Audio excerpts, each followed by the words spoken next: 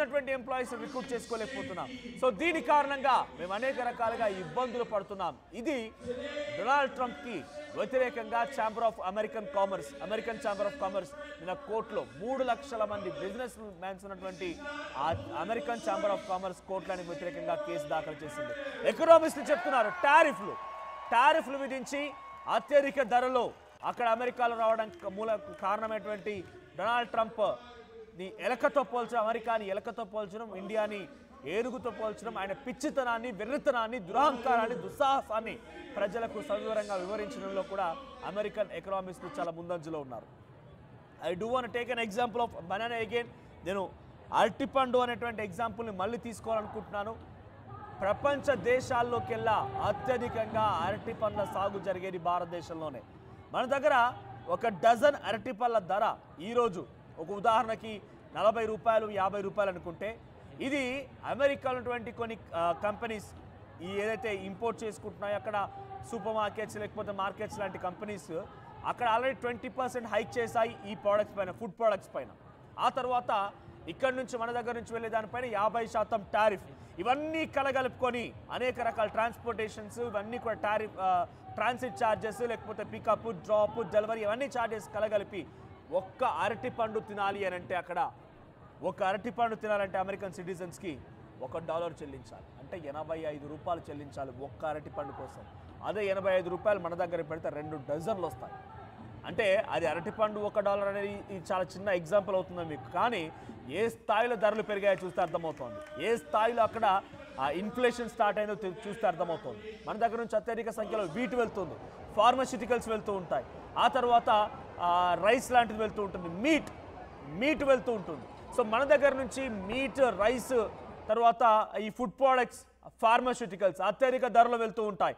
So మనపై 50% టారిఫ్ను విధించిన Donald Trump అక్కడికి వెళ్ళిపోయిన తర్వాత 100 రూపాయల ప్రోడక్ట్ కాస్త అక్కడికి వెళ్ళిన తర్వాత 150 రూపాయలు అవుతుంది. అది 50 రూపాయల ట్యాక్స్కి. ఆ తర్వాత transit charges, delivery and pickup charges, ఇవన్నీ కలగలిపి మన దగ్గర 100 రూపాయలటువంటి ఆ ప్రోడక్ట్ కాస్త అక్కడికి వెళ్ళేసరికి, అది ఇండియన్ కరెన్సీలో ఉదాహరణకి మీకు అర్థం కావడం కోసం చెప్తున్నాను, అక్కడికి వెళ్ళేసరికల్లా 250 రూపాయలు అవుతుంది. అంటే మోర్ దాన్ డబల్ అవుతుంది. సో ఈ ప్రోడక్ట్స్ మొత్తాన్ని కూడా అక్కడ దేశస్తులు ఇన్ఫ్లేషన్తో భయపడిపోతున్నారు, ఇన్ఫ్లేషన్తో బాధపడిపోతున్నారు. సో ఏదో ఒక రకంగా డొనాల్డ్ ట్రంప్ యొక్క దుశ్చర్య, ఆయన యొక్క నిర్ణయాలు అక్కడ దేశస్తులను కూడా ఇబ్బందులకు గురి చేస్తున్నాయి. కాబట్టి ఇప్పుడు ఇది రిజల్ట్. లక్షలాది మంది ఈ స్థాయిలో నాకు తెలిసి గతంలో అది జో బైడెన్ పీరియడ్ అయినా, అంతకంటే మునుపు ట్రంప్ పీరియడ్ అయినా, అంతకంటే మునుపు ఒబామా పీరియడ్ అయినా, అంతకంటే మునుపు బుష్ అయినా, ఇంకెవరైనా ఇంతటి స్థాయిలో జనం రోడ్లపైకి ఎక్కి నిరసన తెలపడం ఇదే మొదటిసారి అనేది చాలా క్లియర్గా అమెరికా ఉద్యమం ద్వారా అర్థమవుతోంది. 2600 ప్రాంతాల్లో 1000 మంది జనం అక్కడికి పోగు చేసుకొని, నో కింగ్స్, రాజులెవరూ లేరు, డెమోక్రసీ విధానంలోనే మమ్మల్ని పరిపాలించాలి, డెమోక్రసీ కాపాడాలి, జన్మతా పౌరసత్వం, తర్వాత అక్రమ వలసదారులకు సంబంధించిన అంశం, తర్వాత టారిఫ్లు, తర్వాత ఇంకా డోస్ తీసుకొచ్చిన తర్వాత ఉద్యోగాలు కోల్పోవడాలు, ఇలా ప్రతిదీ H1B వీసాలు, ఇవన్నీ కూడా బయట దేశాల్లో ప్రభావం కంటే అమెరికన్ దేశంలోనే చాలా పెను ప్రభావాన్ని చూపిస్తూ ఉన్నాయి. 3 లక్షల మంది బిజినెస్ మెన్స్ అమెరికా అధ్యక్షుడు డొనాల్డ్ ట్రంప్కి వ్యతిరేకంగా కోర్టులో పిటిషన్ దాఖలు చేశాయి. అక్కడ ఎకనామిస్టులు చెప్తున్నారు అమెరికా అధ్యక్షుడు డొనాల్డ్ ట్రంప్ ఒక దుస్సాహసి అని చెప్పి. ఫెడరల్ కోర్టు చెప్తున్నాయి Donald Trump don't have that much of right to impose more tariffs on other countries. ఆయనకు ఆ అధికారమే లేదనేది ఫెడరల్ కోర్టు చెప్తున్నాయి. ఇన్ని జరుగుతూ ఉన్నా ఈ దుస్సాహసి మాత్రం ప్రపంచ దేశాల్లో ఆ యుద్ధాన్ని ఈ యుద్ధాన్ని ఆపాను, ఆ టారిఫ్ పెంచాను, ఈ టారిఫ్ పెంచాను, అబద్ధపు మాటలతోనే పబ్బం గడిపే ప్రయత్నం డొనాల్డ్ ట్రంప్ చేస్తున్నాడు. ఒక్కసారి మళ్ళీ ఆ నిరసనలకు సంబంధించిన విజువల్స్ ఉందా.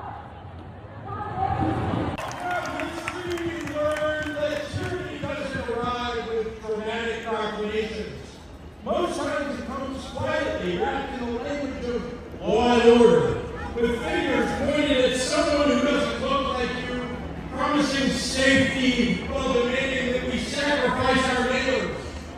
Today, we're here to say with one voice that there is an existential threat to our constitutional republic. This is not a political choice. This is a moral imperative.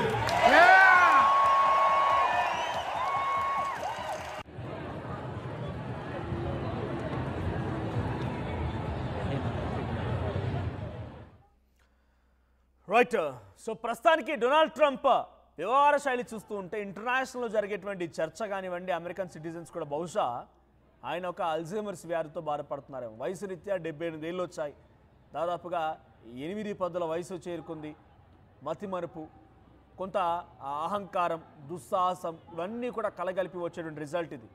లక్షలాది మంది నీ స్థానికంగా ఉండే ప్రజలు నిన్ను గెలిపించి ఇంకా పూర్తిగా ఏడాది అయిపోలేదు, ఇంకా ఏడాది సమయం ఆసన్నం కాలేదు. అంతలోనే ఇంతటి దుశ్చర్యలు, ఇంతటి దుస్సాహసాలు, ఇంత దుర్మార్గమైనటువంటి పరిపాలన అక్కడ దేశస్తులకు కనిపించింది అంటే వాట్ యు ఆర్, నువ్వేంటి అసలు? నీ దేశస్తులకి నువ్వు ఎన్నుకొని నిజంగా నువ్వు కావాలనుకొని ఎన్నుకున్న తర్వాత ఇన్ని రోజుల తర్వాత కొన్ని చాలా తక్కువ సమయం అనతి కాలంలోనే ఇంతటి తీవ్రమైన వ్యతిరేకత ఎదుర్కొంటున్నావు అంటే వాట్ యు ఆర్? డోజును పెట్టి ప్రభుత్వ ఉద్యోగాలు కొలగొట్టడం, జన్మతా పౌరసత్వాన్ని తీసుకొచ్చి పబ్లిక్ని ఇబ్బంది పెట్టడం, టారిఫ్ల విషయంలో అక్కడ ఇన్ఫ్లేషన్ వచ్చే విధంగా ప్రయత్నం చేయడం, ఇన్ఫ్లేషన్ పరిస్థితికి దారి తీయడం, ఇలా ఒకటి కాదు రెండు కాదు చెప్పుకోవాలంటే కోకొల్లుగా ఉన్నాయి. అవన్నీ అంశాలు ఇప్పుడు ఈ వ్యతిరేకత రూపంలో రోడ్లకు ఎక్కించాయి. లక్షలాది మంది 2600 ప్రాంతాల్లో నిరసన తెలుపుతున్నారు. డొనాల్డ్ ట్రంప్ రాజీనామా దిశగా అడుగులు వేయాలని చెప్పి, రాజీనామా చేయాలని చెప్పి వారంతా పట్టుబడుతున్నారని అర్థం చేసుకోండి. అక్కడ సిచ్యువేషన్ ఎలా ఉంది, ఎంతటి ఎక్స్ట్రీమ్గా ఉందనేది. డొనాల్డ్ ట్రంప్ ఇరాన్ ఇజ్రాయెల్ యుద్ధం ఆపడం కాదు, ముందుగా నీ దాంట్లో యుద్ధాన్ని ఆపుకో. ఇండియా పాకిస్తాన్లో ఇన్వాల్వ్ అవ్వాల్సిన అవసరం లేదు. పాకిస్తాన్లో పెట్టుబడులు కాదు, నీ దేశంలో విషయం పైన ఆలోచించు. ఉక్రెయిన్ రష్యా యుద్ధాన్ని ఆపుతానని చెప్పేటువంటి మాటలు విర్రవీగడం కాదు, నీ దేశంలో ఉన్నటువంటి యుద్ధాన్ని కొంత అక్కడ దేశస్తుల మన్ననలు పొందు. ఎక్కడో ఏదో పెద్దగా నేను చేస్తాను, నా అంతటో లేడు, నా అంతటి అపర మేధావి లేడు, స్వయం ప్రకటిత మేధావి లేడు అనే రకంగా మాట్లాడుకొచ్చే ట్రంప్కి దేశంలో జరిగినటువంటి యుద్ధం మాత్రం అర్థం కావడం లేదు, దేశంలో యొక్క ప్రజల సమస్యలు అర్థం కావడం లేదు. సో డొనాల్డ్ ట్రంప్ యొక్క వ్యవహార శైలి పైన అది పరిస్థితి.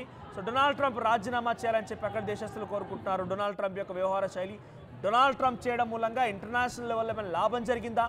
పోనీ భారత్కి లేదా మీకు మనకి, ఎందుకంటే అమెరికా అధ్యక్షుడు చేయడం మూలంగా మనకేం లాభం జరిగిద్ది అని అంటే కొంత టెక్నాలజీలో కానివ్వండి, ఇంకా ఇతరత్ర అంశాల్లో మనకు కొంత రిలాక్సేషన్ ఇవ్వడమో, లేకుంటే ఇండియాతో సపోర్టివ్గా ఉండడమో, వీసాల విషయంలోనో ఇంకా రకరకాల ఏదో ఒక డైరెక్ట్ ఆర్ ఇండైరెక్ట్ బెనిఫిట్స్ ఉంటాయి. కాబట్టి ఆ రకంగా డొనాల్డ్ ట్రంప్ చేసినటువంటి చర్యల ప్రతీది కూడా ఇండియన్స్కి, దేశంలో ఇతర దేశాలకు కూడా నెగిటివ్కే, కానీ ఆయన చేసినటువంటి ఒక్కటైనా మంచి విషయం ఉందానంటే దెర్ ఈజ్ నథింగ్, జీరో, శూన్యం. సో డొనాల్డ్ ట్రంప్కి లోపల ఇప్పుడు అంతర్యుద్ధం మొదలైంది. నో కింగ్స్, ఎవడు రాజ్ అనేవాడు లేడు. డెమోక్రటిక్ పద్ధతిలోనే పాలించాలనే విధానాన్ని చాలా క్లియర్గా అందరికీ అర్థమయ్యే విధంగా అక్కడ ఉద్యమాలు చేపడుతున్నారు లక్షలాది మంది. సో మీ అభిప్రాయం ఏంటి? డొనాల్డ్ ట్రంప్ రాజీనామా చేయాలని మీరు కూడా అనుకుంటున్నారా? కామెంట్ చేయండి.